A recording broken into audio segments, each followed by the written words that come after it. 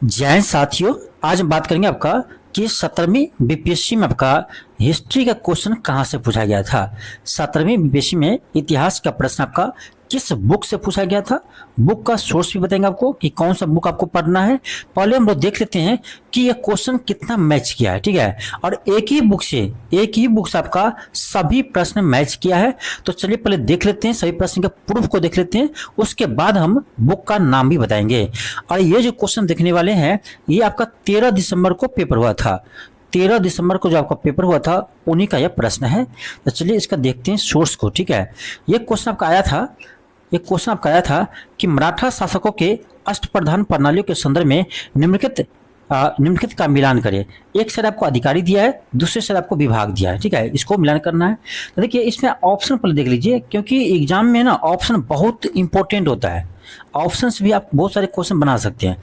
अब देखिए किसी को मान लीजिए इतना तो पता होगा कि मराठा साम्राज्य में पेशवा जो होते थे प्रधानमंत्री होते थे, ठीक है। तो आप देखिए बी का 1, ठीक है, बी का 1 यहाँ पर हो रहा है। अब देखिए बी का 1 जो है, बी का 1 आपका केवल आपका ऑप्शन बी में है। तो एक ही मिलान चिन्ह लगाए, यहाँ से आपका आंसर आ गया, ठीक है। ये जरूरी नहीं एग्जाम में कि आपका सारा का सारा आते हो, ठीक है। तो बहुत जरूरी आपका ऑप्शन देखना, ठीक है। ठीक है, आपको मालूम है, फिर भी एक से यदि बन रहा है तो आप बनाकर आगे निकलिए, क्योंकि समय बहुत इंपॉर्टेंट होता है, ठीक है। तो ये तो आपको ऐसे ही बन गया, एक से ही बन गया, ठीक है। लेकिन पूरे मैच करेंगे हम। तो पेशवा प्रधानमंत्री होते थे। सचिव पद कौन सा होता था? तो पत्राचार प्रभारी को सचिव कहते थे, ठीक है। सामंत विदेश मंत्री को कहते थे, ठीक है। और अमत जो होता था वो वित्त मंत्री को कहते थे, ठीक है। तो इसमें देखा जाए तो आपका ए का 2, बी का 1, सी का 4 और डी का 3 है। तो ये देखिए तो आपका ऑप्शन नंबर बी में है, ठीक है। ऑप्शन नंबर बी में, हालांकि एक ही बनने से बन गया था, ठीक है, एक ही मैच करने से। अब चलिए इसका देखते हैं प्रूफ कहाँ पर, ठीक है। आप यहाँ पर देख सकते हैं कि शिवाजी कालीन प्रशासनिक व्यवस्था, ठीक है, केंद्रीय प्रशासन, यहाँ तक क्या रहेगा, शिवाजी के केंद्रीय प्रशासन में अष्टप्रधान का स्वरूप देखने को मिलता है। अष्टप्रधान यानी 8 मंत्रियों का समूह था, ठीक है। और इसका पूरे नीचे में आपको डिटेल्स में दिया गया है। यहाँ पर देखिए पेशवा कौन होते थे? प्रधानमंत्री होते थे, जो सामान्य विभाग के संबंधित सभी सैनिक और असैनिक कार्य देखता था, ठीक है। फिर आपका आता है सर और नौबत, जिसे हम सैन्य विभाग कहते थे। सैन्य विभाग का सेनापति होता था सर और नौबत, ठीक है। अब यहाँ देखिए जो आपका ऑप्शन में है, आपका देखिए ये भी था अमात्य क्या था? तो राज्य के आय व्यय का लेखा जोखा करते हैं, ठीक है। इसी को तो वित्त मंत्री कहते हैं, ठीक है। तो यहाँ पर देख सकते हैं अमात्य भी था ना यहाँ पर अमात्य, ठीक है।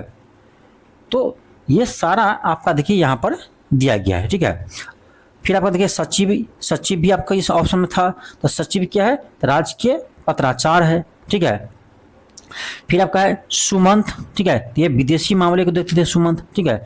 फिर आपका है वाक्यानवीस, ठीक है, ये राजा के दैनिक कार्यों और दरबारी कार्यों को लेखबद्ध करते थे, ठीक है।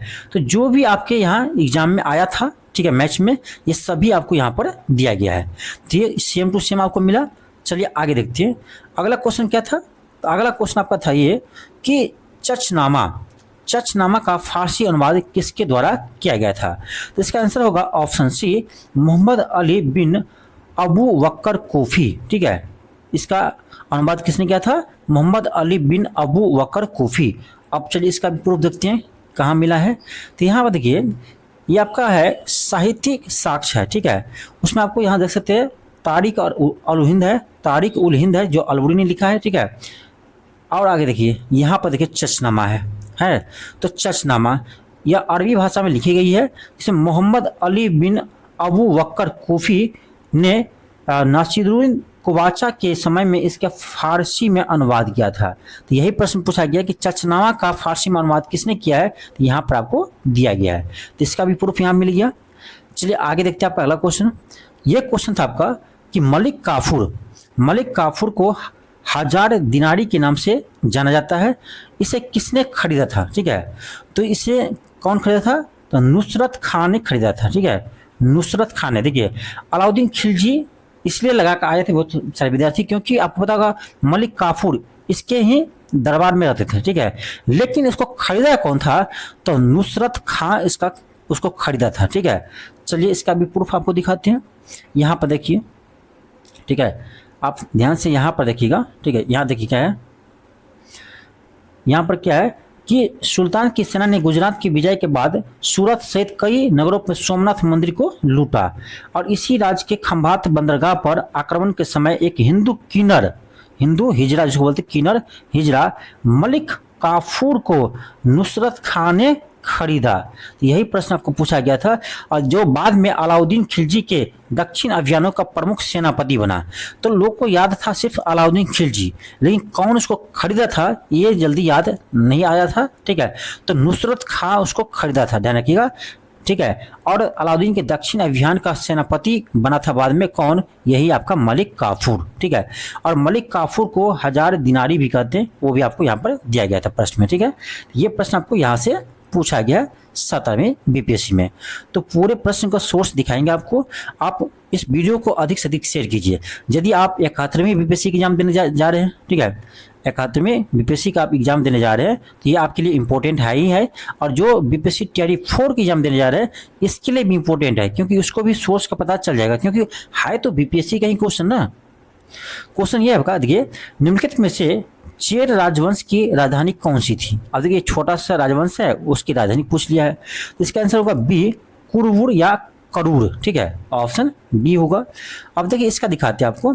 यहाँ पर देखिए जो छोटे छोटे राजवंश है, जैसे चोल है, तो चोलों की राजधानी थी कौन सा, तो उरायूर, ठीक है। फिर आपको यहाँ पर देखिए चोलों के समुद्र तटीय राजधानी कौन सा थी, तो पुहार। फिर आपका पांडे की राजधानी कौन सी थी, तो मदुरै। और यहाँ पर है आपका चेरे की राजधानी, यानी चेरों की राजधानी, तो यहाँ पर आपको दिया है वेल्जिया कैरेयूर, ठीक है। तो यहीं से ये प्रश्न आपको पूछा गया था, ठीक है। और चलिए देखते हैं, आपको अगला दिखाते क्वेश्चन। ये है आपका रामकृष्ण मिशन। ये तो सिंपल प्रश्न था, लेकिन फिर भी क्वेश्चन सिंपल हो चाहे हार्ड हो, ठीक है, आपको सोर्स बताएंगे। तो रामकृष्ण मिशन का स्थापना किसने किया था, तो स्वामी विवेकानंद जी ने किया था, ठीक है। यह आपका 1896-97, कहीं 96 भी देता है, कहीं 97 भी देता है, ठीक है। तो ऑप्शन पर देख लीजिएगा, ठीक है, तो आपका ऑप्शन सी हो जाएगा। इसका भी आपको प्रूफ दिखाते हैं। यहाँ पर आप देख लीजिए, रामकृष्ण मिशन के बारे में पूरा डिटेल से आपको दिया गया है। तो रामकृष्ण परमहंस के शिष्य स्वामी विवेकानंद के द्वारा रामकृष्ण मिशन की स्थापना 1896 कोलकाता के समीप वारानगर में किया गया था। अब यहाँ पर क्या है, देखिए 1896 दिया है, जबकि आपका यहाँ पर आंसर क्या दिया है, तो 1897 ऑप्शन दिया है। तो 96-97 दोनों आपका कहीं कहीं मिलता है, ठीक है। चलिए अगला क्वेश्चन देख लीजिए। ये क्वेश्चन देखिए, ये क्वेश्चन निम्नलिखित में से कौन सा भारत सरकार अधिनियम 1935 की विशेषता में नहीं है। यानी ये आपको बताना है कि कौन सा पॉइंट है जो आपका भारत सरकार अधिनियम 1935 का भाग नहीं है, ठीक है। अब देखिए इसमें क्या था, तो भारत के संघ का प्रस्ताव इसमें किया गया था, ये तो था, ठीक है। फिर है प्रांतीय स्वायत्ता भी दी गई थी आपका भारत सरकार अधिनियम 1935 के तहत, ठीक है। गवर्नर जनरल के कार्यकारिणी परिषद का पुनर्गठन भी किया गया था। तो कह रहा कौन सा नहीं है विशेषता, तो 1935 का अधिनियम का मूल्यांकन, इसका मतलब क्या बनता है बताओ। तो ऐसे ऑप्शन दिया है बीपीएससी, इसका मतलब क्या बनता है, ठीक है। तो 1935 का अधिनियम ही है, तो उसमें ये कैसे शामिल होगा कि इसका मूल्यांकन होगा, ठीक है। तो अटपटा आपका ऐसे ही ऑप्शन बी लग रहा है, ठीक है। वो अधिनियम है, तो उस अधिनियम में थोड़ी दिया रहेगा इसका मूल्यांकन करना है, ठीक है। तो ऑप्शन बी आपका ऐसी गलत है। चलिए इसका भी प्रूफ दिखाते हैं आपको। यहाँ पर देखिए, यहाँ पर आपको पूरे डिटेल्स में दिया गया है भारत सरकार अधिनियम 1935, ठीक है। एक चीज और आपको बता दें कि यहाँ से प्रश्न आपका बीपीएससी मेंस में भी आता है, ठीक है। जितने भी सरकार शासन अधिनियम है, 1919 हो, 1919 हो, 1935 हो, सभी आपके एग्जाम में, मेंस एग्जाम में आते हैं, ठीक है। तो इसको आप एक बार पढ़ लीजिएगा ना, तो पीटी के साथ साथ आपको मेंस में भी काम आएगा, ठीक है। एक ने एक प्रश्न 100% है, जितने भी आपका अधिनियम है, एक ने एक आपका प्रश्न हमेशा रहता है बीपीएससी मेंस एग्जाम में, ठीक है। इस बार भी आया था। तो इस चीज को आप अच्छे से जल्दी कर लेते हैं तो आपको पीटी और मेंस दोनों में काम आएगा, ठीक है। देखिए इसमें क्या क्या व्यवस्था किया गया था। तो इस एक्ट के तहत पहली बार संघीय सरकार की स्थापना के प्रयास किया गया था। अब चलिए दिखाते हैं, आपका ये ऑप्शन में था क्या, यहाँ देखिए संघीय सरकार, यहाँ क्या कह रहा है, यहाँ क्या कह रहा है, देखो ऑप्शन ए में क्या कह रहा है, भारत के संघ का प्रस्ताव था, ठीक है, ये मिल गया आपको। आगे चलिए दिखाते हैं। फिर कह रहा कि प्रांतीय स्तर पर द्वैध शासन के समाप्त करके केंद्र स्तर पर द्वैध शासन प्रणाली को लागू किया। फिर कह रहा प्रांतों की स्वायत्ता देने के प्रावधान किया गया, ये भी आपका इस ऑप्शन में है। प्रांतों की स्वायत्ता दिया गया था। यहाँ देखिए क्या गया है, यहाँ देखिए सी ऑप्शन को प्रांतीय स्वायत्ता की बात, तो ये भी आपको है, ठीक है। तो एक एक पॉइंट आपको यहाँ मिल जाएगा, ठीक है, एक एक पॉइंट आपको मिल जाएगा। फिर आपका 12वां म्यांमार भारत से अलग हुआ था, ठीक है। ये इसमें 3 सूची में बांट दिया था, संघ सूची, राष्ट्र सूची, समवर्ती सूची, ठीक है। और अवशिष्ट शक्ति किसको दिया था, गवर्नर जनरल को दिया था। तो ये सारा आपका जितने भी इंपॉर्टेंट पॉइंट है इसमें आपको यहाँ पर दिया गया है, ठीक है, देख सकते हैं। अब चलिए आगे देखते हैं आपका अगला क्वेश्चन। अगला क्वेश्चन ये है कि निम्नलिखित में से किस महान शासक ने प्राचीन बिहार में हर्यक वंश की स्थापना की, ठीक है। ये बिहार स्पेशल में भी इसको इंक्लूड कर सकते हैं। तो बिंबिसार ने किया था, ये आपको भी पता होगा। चलिए इसका सोर्स दिखाते हैं आपको। यहाँ देखिए हर्यक वंश, हर्यक वंश का स्थापना किसने किया, बिंबिसार ने किया था, ठीक है। इसकी राजधानी क्या था, गिरिब्रज या राजगिरी। ये भी प्रश्न आपका बहुत बार बीपीएससी एग्जाम में पूछा गया है। हो सकता है आपका अगला एग्जाम में पूछ दे कि हर्यक वंश के अंतिम शासक कौन थे, तो नागदशक थे, ठीक है, ये भी ध्यान रखना। हालांकि इसका डिटेल्स आपको यहाँ पर पूरा दिया गया है, ठीक है। अगला प्रश्न क्या है, अगला प्रश्न आपका है कि मुस्लिम लीग ने प्रत्यक्ष कार्यवाही दिवस कब मनाया था। अब पहले देखिए ये प्रश्न देखिए बीपीएससी का ही पूछा हुआ प्रश्न है। ये आपका बीपीएससी टीआरई 3 जो आपका टीचर के एग्जाम है ना, उस एग्जाम में पूछा गया था, ठीक है। बीपीएससी टीआरई 3 में ये क्वेश्चन आपको पूछा गया था क्लास 9 to 10 में, ठीक है, ये प्रश्न पूछा गया था। अब देखिए यही प्रश्न आपका 17वीं बीपीएससी में पूछा है। तो आप लोग कहेंगे कि टीचर के एग्जाम अलग होता है, बीपीएससी ये आपका सिविल सर्विस अलग होता है, तो ऐसा नहीं है। इसका प्रश्न उसमें पूछता है और इसका प्रश्न उसमें पूछता है। ये बीपीएससी हेर फेर करते रहता है, ठीक है। तो जो भी हम क्लास करवाते हैं, चाहे 71वीं बीपीएससी करवाते हैं तो टीआरई 4 जो दे रहे हैं वो भी देखिए, चाहे हम टीआरई 4 के लिए करवाते हैं कोई भी क्लास तो 71वीं बीपीएससी वाले स्टूडेंट भी देखिए। ऐसा नहीं कि बीपीएससी के लिए ये इसका क्लास अलग है, इसका क्लास अलग है, ठीक है, क्योंकि उसका प्रश्न इसमें देखिए। अब टीआरई 3 का प्रश्न ये 17वीं बीपीएससी में पूछ दिया और ये 17वीं बीपीएससी का एग्जाम क्वेश्चन जो है वो आपका टीआरई 4 में पूछ देगा। ऐसा भी हो सकता है, इसीलिए दोनों को देखिए, कोई भी क्लास कराते हैं आप देखिए इसको, ठीक है। इसका प्रूफ दिखाते हैं। इसका आंसर क्या होगा, तो मुस्लिम लीग ने प्रत्यक्ष कार्यवाही दिवस कब मनाया था, तो 16 अगस्त 1946 को। क्यों ये मनाया था, चलिए दिखाते हैं आपको। यहाँ देखिए यहाँ क्या करा कि मुस्लिम लीग ने जो पूर्णतः आच्छादित हो गई थी ने 29 जुलाई 1946 को कैबिनेट मिशन को अस्वीकार कर दिया तथा 16 अगस्त को सीधी कार्रवाई दिवस मनाया। तो ये 1946 की बात कर रहे हैं, तो 16 अगस्त 1946 को ही मुस्लिम लीग ने प्रत्यक्ष कार्रवाई दिवस मनाया था, ठीक है। तो ये आपको यहाँ सोर्स मिल गया। और दिखाते हैं, बुक का नाम भी बताएंगे, आप वेट कीजिए, ठीक है, लास्ट में बताएंगे बुक का नाम। ये देखिए प्रश्न, ये प्रश्न आपको आया था, रॉयल शीर्षक अधिनियम के अंतर्गत रानी विक्टोरिया भारत की महारानी कब बनी। ये बनेगा आपका 1877 में, ठीक है। चलिए इसका भी आपको प्रूफ दिखाते हैं। यहाँ पर देख लीजिए, दिल्ली दरबार के बारे में आप पढ़े होंगे। तो प्रथम दिल्ली दरबार जब लगा था लॉर्ड लिटन के समय, तो ये 1877 में प्रथम दिल्ली दरबार का आयोजन किया गया था लॉर्ड लिटन के समय में। और इसमें इंग्लैंड की महारानी विक्टोरिया भारत की संवत्सरी घोषित हुई थी, ठीक है। ये साथ ही उन्हें केसर हिंद की उपाधि दी गई थी। तो यहाँ पर आपको ये इसका प्रूफ मिल गया, ठीक है।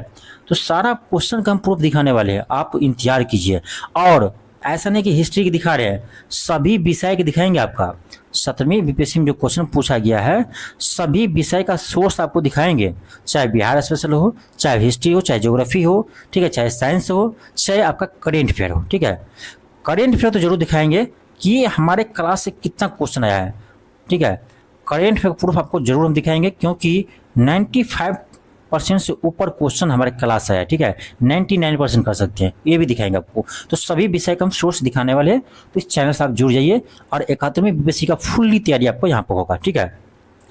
अब देखिए ये क्वेश्चन आपको आया था कि भारत छोड़ो आंदोलन के दौरान बहुत से स्थानों पर भारत छोड़ो आंदोलन के समय बहुत से स्थानों पर राष्ट्रीय सरकारें स्थापित की गई थी। करें निम्नलिखित में से कौन सा सही सुमेलित नहीं है। क्या करें, कौन सा सही सुमेलित नहीं है।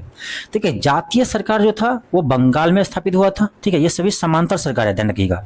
जो आपका भारत छोड़ो आंदोलन 1942 के समय में समांतर सरकार चल रही थी बहुत जगह, तो ये सही समांतर सरकार है। जो नाम है जातीय सरकार जो बंगाल में चल रहे थे, प्रजामंडल ये आपका उड़ीसा में चल रहे थे, ठीक है। प्रति सरकार ये सतारा में चल रहे थे। तो रैयती सरकार खेड़ा ये नहीं था आपका, ठीक है। तो ऑप्शन क्या होगा, डी होगा, ठीक है। चलिए अभी इसका भी प्रूफ दिखाते हैं आपको।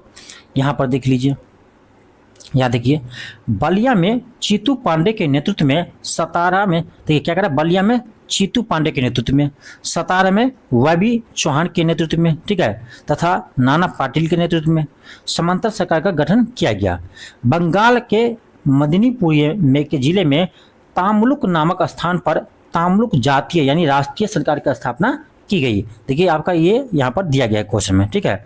फिर आपका सतारा के समांतर सरकार सबसे अधिक लंबे समय तक अस्तित्व में रही। इस पॉइंट को भी ध्यान रखिए कि सबसे अधिक लंबा समय तक आपका समांतर सरकार कहाँ पर चली थी, तो सतारा में। ये प्रश्न आपके बीपीएससी पहले पूछ चुका है, आगे भी पूछ सकता है, ठीक है। चलिए और दिखाते हैं आपको, ये देखिए, फैराजी आंदोलन के संस्थापक कौन थे? ये था आपका हाजी सैयदुल्ला। ये कहेंगे तो आपका बिहार स्पेशल में भी आ जाएगा, ठीक है। चलिए इसका भी प्रूफ दिखाते हैं आपको। यहाँ देखिए, फैराजी कौन थे? तो फैराजी विद्रोह का सूत्रधार यानी इसके संस्थापक कौन थे? हाजी सैयदुल्ला थे, ठीक है। बंगाल में किया था, ठीक है। तो यहाँ पर आपको इसका भी प्रूफ आपको मिल गया। आगे दिखाते हैं आपको। अगला क्वेश्चन आपका है कि शिशुनाग वंश के बाद मगध यानी बिहार पर किस वंश ने शासन किया है? ये क्या था आपका? नंद वंश, यानी शिशुनाग वंश के बाद नंद वंश आया था। चलिए इसका भी प्रूफ आपको दिखाते हैं। यहाँ पर देखिए क्या है, यहाँ क्या है आपका? शिशुनाग वंश। इसके संस्थापक कौन थे? तो शिशुनाग थे, इसके नाम पर ही है, ठीक है। अब चलिए इसका आगे दिखाती है, तो शिशुनाग वंश हो गया। इसके आगे देखिए आपका क्या है? नंद वंश है। तो शिशुनाग वंश के बाद कौन सा वंश आया था? नंद वंश आया था। इसके संस्थापक कौन थे? महापद्मनंदन थे, ठीक है, ध्यान रखिएगा। ये भी आपको प्रूफ मिल गया। आगे आपको दिखाते हैं, और ये तो आपको सबसे इजी क्वेश्चन है और बहुत बार बीपीएससी रिपीट किया है। करो या मरो का नारा किसने और कब दिया था? तो महात्मा गांधी ने दिया था, भारत छोड़ो आंदोलन के समय दिया था, ठीक है। इसका भी प्रूफ आपको दिखाई देते हैं। यहाँ दे सकते हैं आप। यहाँ पर क्या है? अगस्त संकल्प पर गांधी जी ने भारतीय जनता से आह्वान किया है कि करो या मरो के सिद्धांत पर चलते हुए अंग्रेज के विरुद्ध अहिंसक संघर्ष किया जाए, ठीक है। तो करो या मरो का नारा कब कहाँ पर दिया था? तो भारत छोड़ो आंदोलन के समय दिया था महात्मा गांधी ने। ये क्वेश्चन देखिए आपका, ये आपका मैच द कॉलम है। एक साइड आपको दिया है समाचार पत्र का नाम, दूसरी साइड दिया आपका इसके संपादक, ठीक है। देखिए जब भी आपको मैच द कॉलम प्रश्न आता है ना, तो ये जरूरी नहीं है कि आपका इसमें चारों में चारों आपको आता हो, ठीक है। हो सकता है आपको एक आता हो, या हो सकता है दो आता हो, या हो सकता है तीन आता हो, ठीक है। तो देखिए सबसे पहले इसको ऑप्शन को देखिएगा, ठीक है। एग्जाम में क्या कीजिए, सबसे पहले ऑप्शन को देखिए, ठीक है, क्योंकि ऑप्शन से बहुत सारे क्वेश्चन एक ही मैच करने पर बन जाता है, ठीक है। जैसे इसमें देखिए आपका इंडियन ओपियन महात्मा गांधी सबको पता होता है, ठीक है। तो महात्मा गांधी है, तो टू का ए देखिए आप, इसमें भी है टू का ए, इसमें भी है, तो ऐसे बनेगा नहीं। आगे देखिए बंगाली, ये अभी आपको पता होगा, सूर्यनाथ बनर्जी का पत्रिका है, ठीक है। तो आप देखिए फोर का क्या है? सी है। अब देखो फोर का सी है, फोर का सी एक ही ऑप्शन में, तो हम एक ही बनाते हैं, ये आपका ऑप्शन बन जाता, क्योंकि फोर का सी केवल एक ही में दिया है, केवल सी में। तो एक ही किसी को पता है, मान लो जो बंगाली के संस्थापक कौन है? सूर्यनाथ बनर्जी है, तो एक ही से आपका मैच बन जाता, ठीक है। एग्जाम में क्या करते हैं, एग्जाम में ज्ञाता होना जरूरी नहीं है, एग्जाम में कॉमन सेंस लगाना, ठीक है, स्मार्ट वर्क करना, ये बहुत जरूरी होता है, ठीक है। आप देखते होंगे कि बहुत सारे स्टूडेंट ऐसा होगा कि ज्ञान कम रहता है लेकिन वो ज़्यादा अच्छा नंबर ला लेता है, ठीक है। आप बहुत सारे स्टूडेंट ऐसा है कि भर दिन पढ़ते रहता है फिर भी उसका नंबर नहीं आता। इसका कारण है कि वो दिमाग नहीं लगाता, उसको लगता है ये चारों का चारों हमको आएगा ना तभी प्रश्न बनेगा। इसी केस में क्या होता है, वो पीछे जाता है। या हो सकता है कि एग्जाम में चारों मैच करता है पहले, उसका बाद देखता है ऑप्शन, तो समय इसका निकल जाएगा। तो ऐसा नहीं करना है, पहले ऑप्शन देखना है, ठीक है। हो सकता है एक ही मैच करने पर आपका क्वेश्चन बन जाए। देखिए फ्री हिंदुस्तान के लेखक कौन है? तो ये आपका हो गया तारकनाथ दास, ठीक है। इंडियन ओपियम महात्मा गांधी हो गया। वॉइस ऑफ इंडिया ये आपका है दादा भाई नौरोजी, ठीक है। इसका जगह ऑप्शन नंबर सी, ठीक है। इसमें देखिए क्या है कि ये पत्रिका है तो आपका अलग अलग यानी बुक में आपको मिल जाएगा, ठीक है। ये देख सकते हैं आपका ये सभी महत्वपूर्ण पत्रिका यहाँ पर दिया गया है, ठीक है। तो यहाँ से आप इसको देख सकते हैं। चलिए अगला क्वेश्चन दिखाया था आपको, इसमें भी आपको क्या है? मैच द कॉलम है, ठीक है। अब जो कहेगा कहीं एक जगह ये बुक में मिल जाए तो ऐसा नहीं है, आप अलग अलग पढ़ेंगे, ठीक है, क्योंकि ये सभी अलग अलग जगह। आप जैसे है आज़ाद हिंद फौज, ये आप अलग पढ़ेंगे, ठीक है। युगांतर है, ठीक है। तो ये आपको यानी इतिहास के बुक में अलग अलग आपको मिल जाएंगे, लेकिन सभी चीज़ आप पढ़े होंगे, ठीक है। आज़ाद हिंद फौज का मुख्यालय कहाँ था? तो रंगून थे, ठीक है। अब यहाँ पर देख लीजिए, यहाँ भी देखिए एक चीज़ दिखाते हैं आपको। देखिए क्या है कि मुझे पता है आज़ाद हिंद फौज का मुख्यालय कहाँ है, रंगून है, ठीक है। तो आप देखो केवल 4 का क्या है, डी है, और केवल 4 में डी किस में है, केवल ऑप्शन ए में है। तो लग तो रहा है क्वेश्चन हार्ड है, लंबा है, चौड़ा है, ठीक है, लेकिन ऐसा नहीं है। आप एक ही मैच आप कर लेते हैं तो क्वेश्चन आपका बन जाता है, ठीक है। तो ऐसा भी होता है।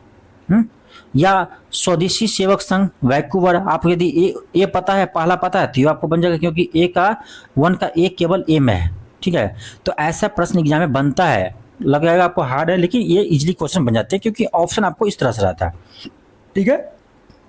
तो हम ये सिखा रहे हैं आपको कि ध्यान दीजिए, एक से भी आपका क्वेश्चन बन रहा है तो एक से टिक लगा के आगे बढ़िए, क्योंकि इसमें समय आपको खपा नहीं है, समय बचाना है आपको, ठीक है। हो सकता है कि बहुत सारे स्टूडेंट ऐसा हो कि ये बड़ा क्वेश्चन देखकर छोड़ ही दे, छोड़ा नहीं, ध्यान रखिए, ठीक है। तो जब भी आपको मैच द कॉलम क्वेश्चन आता है तो दिमाग लगे, ठीक है। ऑप्शन को पहले देखिए, ठीक है। युगांतर का कहाँ था, सैन फ्रांसिस्को में था। यूनाइटेड इंडिया हाउस का सियाटल में है मुख्यालय, ठीक है। स्वदेशी सेवक संघ का वैंकूवर, ठीक है। तो आपका ऑप्शन क्या होगा, ए होगा। अगला क्वेश्चन क्या है आपका, यहाँ देखिए, यहाँ पर थोड़ा सा बीपीएससी ने क्या किया, फंसा दिया है। अंग्रेजों ने राजधानी को दिल्ली कब हस्तांतरित किया था, ठीक है, सॉरी हस्तांतरित किया था, यानी कोलकाता से दिल्ली राजधानी कब बनाया था। तो आपको पता होगा कि 12 दिसंबर 1911 को दिल्ली दरबार लगाया था, जिसमें घोषणा किया था कि अब भारत की राजधानी बंगाल की जगह क्या होगा, तो ये नई दिल्ली होगा, ठीक है, यानी दिल्ली होगा। तो ये घोषणा किया था 1911 में, ठीक है। लेकिन ये आपका यानी ये तो घोषणा हो गया 1911 में, ठीक है, लेकिन ये प्रभावी में कब आया, तो प्रभाव में ये 1912 में आया था, ठीक है। तो इसीलिए क्वेश्चन को फंसा दिया था ऑप्शन देकर, ठीक है। तो 1912 ही इसका आंसर होगा, ठीक है। यहाँ देखिए, आप दिल्ली दरबार पढ़े होंगे, दिल्ली दरबार यानी प्रथम द्वितीय का तृतीयक, ठीक है। तो तृतीयक 1900 आपका 11 में हुआ था, ठीक है, 1911 में हुआ था। उसी में घोषणा किया गया था आपका कि अब भारत की राजधानी कोलकाता से कहाँ बनेगा, तो ये आपका यानी दिल्ली बनेगा, ठीक है। सॉरी, यहाँ पर शायद बंगाल हमको बोला गया था, तो कोलकाता, ठीक है, कोलकाता से कहाँ पर लाया था राजधानी को, तो दिल्ली लाया था, ठीक है। अगला क्वेश्चन क्या है, देखिए, ये प्रश्न आपका है कि रणनीतिक संघर्ष विराम संघर्ष अथवा एसटीएस किस आंदोलन के नारे से प्रख्यात हुई, ठीक है। तो इसका आंसर होगा आपका सविनय अवज्ञा आंदोलन, ठीक है, सविनय अवज्ञा आंदोलन, जिसे हम नमक सत्याग्रह भी कहते हैं, सविनय अवज्ञा आंदोलन होगा। और इसीलिए इसका आंसर किसी ऑप्शन में नहीं है, तो बीपीएससी ने इसको डिलीट कर दिया बाद में, ठीक है। ये डिलीटेड प्रश्न है, लेकिन फिर भी इसका आंसर आप ध्यान रखिए। अगला क्वेश्चन क्या है आपका कि भारत, चीन, इंग्लैंड के बीच त्रिकोणीय व्यापार का मुख्य आर्थिक आधार क्या था, तो ये था आपका अफीम। अगला क्वेश्चन आपका है, देखिए, ये भी आपका मैच द कॉलम है, ठीक है। ये इसमें क्या दिया आपको, एक साइड दिया आपका राजनीतिक संगठन, दूसरी साइड क्या दिया, तो इसके संस्थापक दिए। हम क्या करेंगे, पहले ऑप्शन देखेंगे। जब भी मैच द कॉलम आता है प्रश्न, ऑप्शन को देखिए पहली, सबसे पहले, ठीक है। अब यहाँ देखिए, जैसे फॉरवर्ड ब्लॉग है, ये सबको पता होगा आपका कौन किसका है, तो सुभाष चंद्र बोस, ठीक है। इसके संस्थापक कौन है, सुभाष चंद्र बोस है। तो आप क्या कीजिए, सुभाष चंद्र बोस किस ऑप्शन में है, तो देखिए क्या है कि 4 का ए है, तो 4 का देखिए ए किस में है, इसमें भी 4 का ए है, इसमें भी 4 का ए है, इससे बनेगा नहीं। आगे देखिए, और आपका क्या पता होगा, सोशलिस्ट पार्टी जयप्रकाश सबको पता है, तो सोशलिस्ट पार्टी जयप्रकाश यानी 2 का सी होगा, 2 का सी इसमें है और इसमें भी है, फिर भी आपको नहीं बनेगा। अब यहाँ देखिए, यहाँ दो पता है, फिर भी आपको प्रश्न नहीं बन रहा है, ठीक है। तो लेकिन ऐसे बहुत कम केस में होता है, ज़्यादा केस में क्या होता है कि एक आपको आता है, 2 आता है, तो क्वेश्चन बन जाता है, ठीक है। तो आप देखिए, इसलिए पूरा आपको पता रहना चाहिए। फिर आपका है इंडिपेंडेंट लेबर पार्टी, तो ये आपका होगा BR अम्बेडकर, ठीक है। तो 3 का क्या होगा, डी होगा, 3 का डी, और आपका 3 का डी हो गया, और आपका 1 है तो 1 का बी होगा, सॉरी 1 का, एक सेकेंड, हाँ 1 का क्या होगा, बी होगा, ठीक है। तो आपका जगह ऑप्शन नंबर सी हो जाएगा, ठीक है। आगे चले देखते हैं। अगला का देखिए, ये प्रश्न जो है, ये इसका सोर्स तो हमको नहीं, जो आपको हम बुक लेकर आए हैं अभी, इस बुक में मिला नहीं, ये आपका यानी स्पेक्ट्रम बुक में मिला है, ठीक है। स्पेक्ट्रम भी इतने खुल कर नहीं दिया गया है कि कितने देश से ठीक, कितने देश इसको सपोर्ट किया था, ठीक है, मान्यता दिया था। ये खुलकर पूरे देश का नाम नहीं लिखा है, कितने देश, ठीक है। क्या क्वेश्चन, अक्टूबर 1943 में सुभाष चंद्र बोस द्वारा स्थापित स्वतंत्र भारत की अस्थायी सरकार को जापान सहित कितने देश ने मान्यता दी थी? तो ये 9 देशों ने मान्यता दी है, लेकिन इसका सोर्स मुझे नहीं मिला है 100%। सब जगह दिया, 1-2 देश का नाम देता है, लेकिन पूरे ऐसे नहीं लिखा हुआ कि 9 देश या 8 देश, ठीक है। अगला क्वेश्चन देखिए आपका, इसका भी मुझे सोर्स नहीं मिला कि निम्नलिखित में से किस शासक ने हर्ष के समय असम पर शासन किया है, ठीक है। ये आपका जगह भास्कर बर्मन। ये सब थोड़ा नया प्रश्न था। अब यहाँ देखिए, ये कहते हैं आपका कि क्वेश्चन इजी आया था, तो देखिए इतिहास से क्वेश्चन कैसे कैसे पूछा गया। यहाँ देखिए आपका क्या पूछा है, आजीवक संप्रदाय, ठीक है। आजीवक संप्रदाय, बस उतना ही पता रहता है कि इसके यानी विचारक कौन थे, मखली गोसाल पुलतिसस थे, ठीक है। इतना पता रहता है सबको, लेकिन इसमें पूरे डिटेल्स में प्रश्न पूछ दिया, ठीक है। पूरे डिटेल्स में ये प्रश्न पूछ दिया आपको, ठीक है। तो इसका आंसर क्या क्या सही है, तो इसका आंसर आपको बता दें, ये सही है, ठीक है, बी सही है और डी सही है, ठीक है। आजीवक संप्रदाय के बारे में यानी मखाली गोसाला इसके महत्वपूर्ण नेता थे, ठीक है। दर्शन का केंद्रीय विचार नियति था, जो कि भाग्य है। चौथा आपका आजीवक के बैठक के लिए नियमित सभाएं होती थी, ठीक है। तो ऑप्शन आपका ये होगा, ठीक है। अब देखिए प्रश्न कैसे पूछा है, तो ऐसे भी नहीं है कि पूरे इजी क्वेश्चन आया था। ये देखिए यहाँ पर राजा प्रवस्त्रेन, अब देखिए इसके बारे में भी आपको मैक्सिमम बुक में ना पूरे डिटेल्स से आपको चर्चा नहीं मिलेगा, ठीक है। इसके बारे में पूछ रहा है यहाँ पर, ठीक है।